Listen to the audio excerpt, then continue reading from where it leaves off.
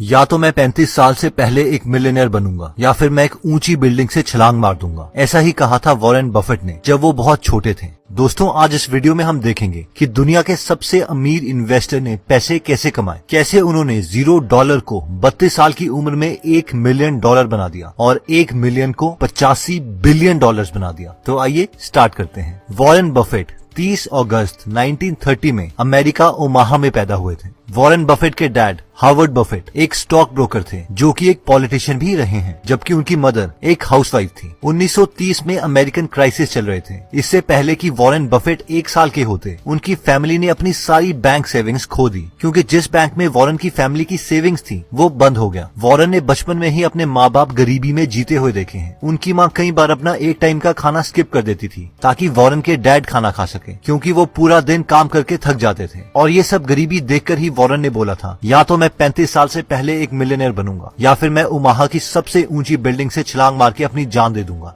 बचपन से ही Warren maths और नंबर्स के साथ बहुत अच्छे थे। स्पेशली वो हर किसी चीज में पैटर्न ढूंढ लेते थे। फॉर एग्जाम्पल, वो बचपन में अपने घर के सामने सारी गाड़ियों के नंबर्स देखते और रात को उन्हें एक कागज में लिखते रहते और ये देखते कि कौन सी कार सबसे ज्यादा बार उनके घर के सामने से गुजरती है। एक बार वॉरेन ने देखा कि एक आदमी उनके घर के सामने लगी मशीन से कोल्ड ड्रिंक ले रहा है और उस मशीन में कोल्ड ड्रिंक्स के ढक्कन पड़े हैं। वॉरेन बफेट ने हफ्तों तक हर रोज वो सारे ढक्कन उठाए और देखा कि लोग सबसे ज्यादा कौन सी कोल्ड ड्रिंक पीते हैं। ढक्कनों को काउंट करने के बाद उन्हें पता चला कि लोग कोका कोला ज्यादा प्रेफर करते हैं। और बहुत सालों के बाद अपने इन्वेस्टिंग करियर में इसी नॉलेज की वजह से उन्होंने कोका कोला के काफी शेयर्स भी खरीद लिए थे। जब वॉरेन बफेट 10 साल के थे और बेंसन लाइब्रेरी में बुक्स पढ़ रहे थे तो उन्हें एक बुक दिखाई दी जिसका टाइटल था 1000 तरीके $1000 कमाने के। उस बुक में पैसे कमाने के काफी आइडियाज दिए थे, लेकिन उनमें से एक आइडिया वॉरेन को बहुत पसंद आ गया और वो आइडिया था कि आप वेइंग मशीन लगा के भी $1000 कमा सकते हैं। आइडिया ये था कि एक मशीन को लगा के उससे जितने पैसे आएंगे उससे दूसरी मशीन खरीद ली जाए और हर बार प्रॉफिट को खर्च करने के बजाय री इन्वेस्ट किया जाए। ये देखते ही वो 7 साल का बच्चा वॉरेन बफेट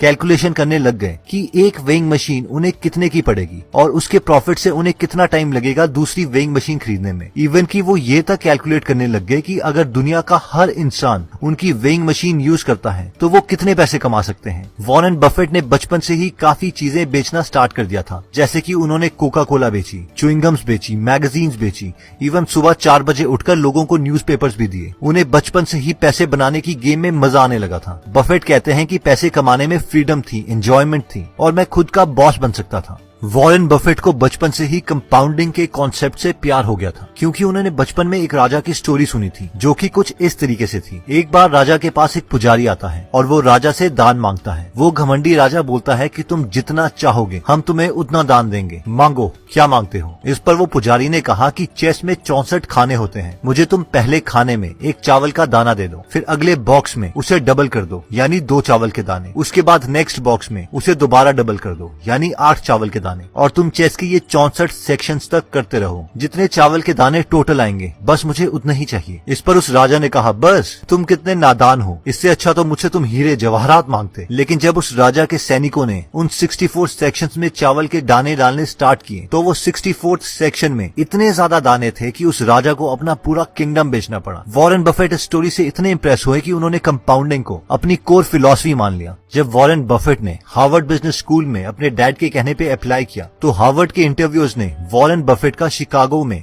10 मिनट के लिए इंटरव्यू लिया और उनसे कहा, भूल जाओ, तुम्हारी हार्वर्ड में एडमिशन नहीं हो सकती। और वॉरेन बहुत दुखी हो गए कि अब मैं अपने डैड को क्या बोलूंगा। लेकिन अब वॉरेन बफेट बोलते हैं कि शायद ये मेरे साथ सबसे बेस्ट चीज हुई थी, क्योंकि कुछ साल पहले उन्होंने एक बुक पढ़ी थी जिसका नाम था द इंटेलिजेंट इन्वेस्टर और security analysis bye Benjamin Graham, जिससे वॉरेन बफेट बहुत ज्यादा इंप्रेस हुए थे। हार्वर्ड की रिजेक्शन के बाद वॉरेन ने कोलंबिया यूनिवर्सिटी के प्रोस्पेक्टस में देखा कि बेंजामिन ग्राहम वहाँ पढ़ा रहे हैं और उन्होंने उन्हें एक लेटर लिखा, डियर प्रोफेसर, मुझे अभी तक लगता था कि आप मर चुके हैं, क्योंकि जब अब मुझे पता चल चुका है कि आप जिंदा हैं और कोलंबिया यूनिवर्सिटी में पढ़ा रहे हो तो मैं इस यूनिवर्सिटी को ज्वाइन करना चाहता हूँ। और फॉर्चुनेटली उन्हें कोलंबिया यूनिवर्सिटी में एडमिशन मिल गई। और वॉरेन बोलते हैं कि मेरी लाइफ की ये बेस्ट दिन थे, क्योंकि मैंने बेंजामिन ग्राहम से इन्वेस्टिंग के बारे में बहुत कुछ सीखा। बेंजामिन ने उन्हें इन्वेस्टिंग के 2 बेस्ट रूल्स बताए। रूल नंबर 1, अपनी इन्वेस्टमेंट के पैसों को कभी भी रिस्क में न डालो, यानी नेवर लूज मनी। और रूल नंबर 2 था never forget rule number 1। Warren Buffett ने जो एक बहुत इंपॉर्टेंट कॉन्सेप्ट बेन ग्राहम से सीखा था वो था वैल्यू इन्वेस्टिंग, यानी कंपनी को उसकी वैल्यू के प्राइस के अकॉर्डिंग खरीदना चाहिए, ना कि उसकी प्रेजेंट मार्केट वैल्यू के अकॉर्डिंग। फॉर एग्जाम्पल, अगर आपको पता है कि ये पेन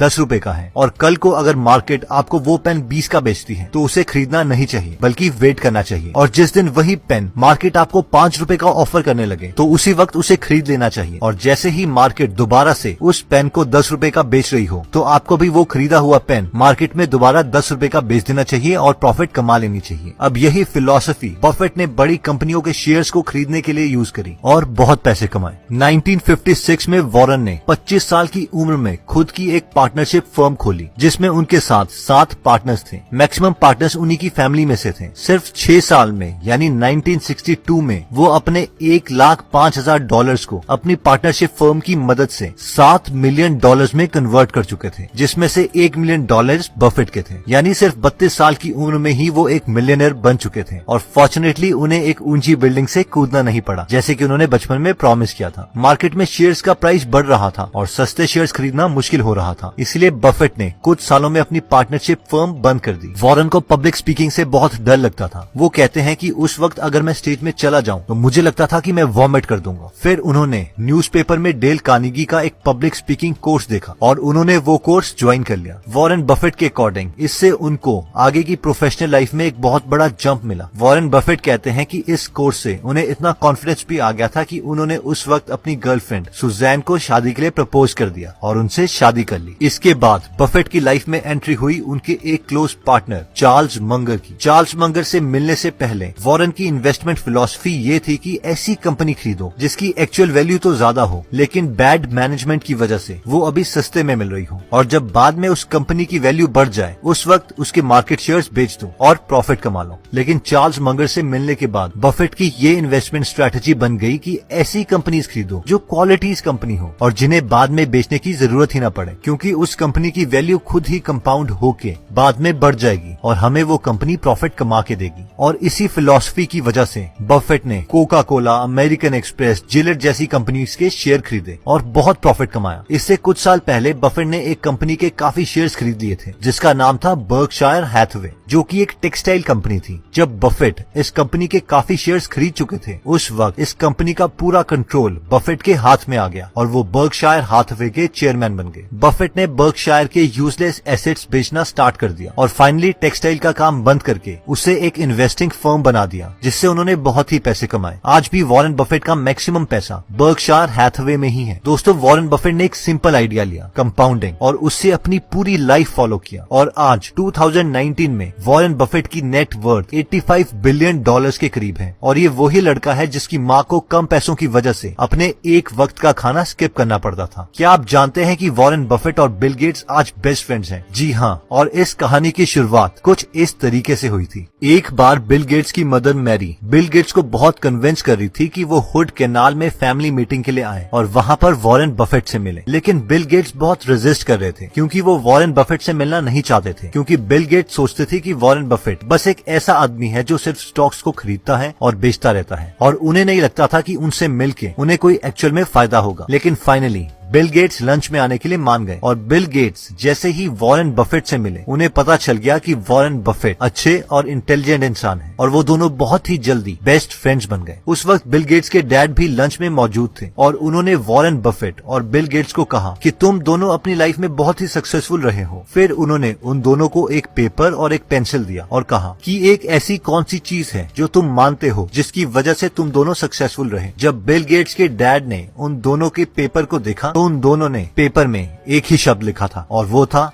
फोकस। आज भी बिल गेट्स और वॉरेन बफेट दोस्त हैं और वॉरेन बफेट ने साल 2018 में $3.4 बिलियन बिल और मेलिंडा गेट्स फाउंडेशन में डोनेट कर दिए। इतना ही नहीं, वॉरेन बफेट ने ये भी प्रॉमिस किया है कि वो मरने के बाद अपनी वेल्थ का 99% डोनेट कर देंगे और अपने बच्चों को अपनी वेल्थ का बहुत ही कम हिस्सा देंगे, क्योंकि वो जानते हैं कि बिना मेहनत के मिले पैसे से उनके बच्चों की लाइफ इंप्रूव नहीं होगी बल्कि वो बर्बाद ही होंगे। दोस्तों, वॉरेन बफेट आज भी बहुत ही सिंपल लाइफ जीते हैं। वो एक मिडिल क्लास घर में रहते हैं, मिडिल क्लास खाना खाते हैं और एक मिडिल क्लास गाड़ी चलाते हैं। बर्कशायर हैथवे में शुरू में उनके पास सिर्फ 25 एम्प्लॉइज थे। बेशक अब बर्कशायर में बहुत से एम्प्लॉइज हैं, लेकिन वो शुरू के 25 एम्प्लॉइज आज भी उन्हीं के साथ काम करते हैं। वॉरेन कहते हैं कि मैं अपने हर एक एम्प्लॉय और हर एक शेयर होल्डर को एक पार्टनर मानता हूँ, एक फैमिली मेंबर की तरह ट्रीट करता हूँ। वो हमेशा